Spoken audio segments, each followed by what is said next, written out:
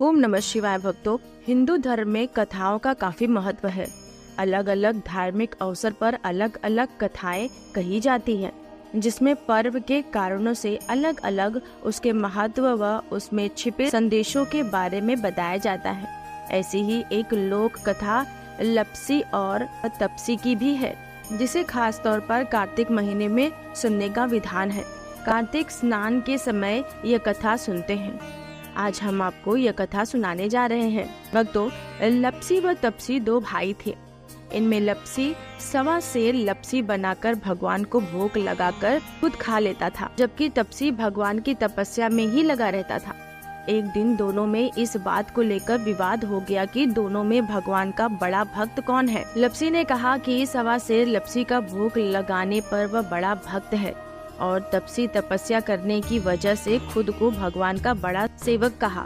तभी वहाँ से गुजर रहे थे नारद मुनि ने उन्हें देख लिया। पूछने पर उन्होंने अपने विवाद का कारण उन्हें बता दिया।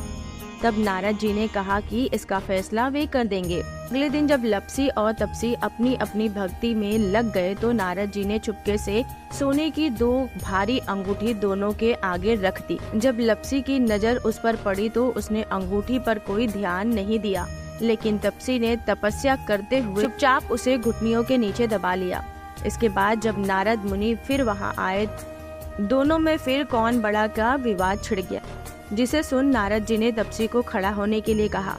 खड़े होते ही तपसी के नीचे दबी अंगूठी नीचे गिर गई, जिसके बाद नारद जी ने तपसी से कहा कि तपस्या करने पर भी तुम्हारे मन में चोरी का भाव था, जबकि भगवान को भोग लगाकर खुद ही जीमने वाले लप्सी में ये भावना नहीं है, इसीलिए दोनों में लप्सी बड़ा है। ये सुन तपसी शर्मिंदा होकर नारद जी के चरणों में गिर पड़ा और अपनी तपस्या का फल मिलने का उपाय पूछने लगा। तब नारद जी ने कहा कि यदि कोई गाय और कुत्ते और अन्य बेबस जानवरों को रोटी नहीं खिलाएगा, गरीबों को भोजन कर दक्षिणा नहीं देगा और दिए से दिए जलाएगा तो उसके पुण्य का फल तुम्हें मिल जाएगा।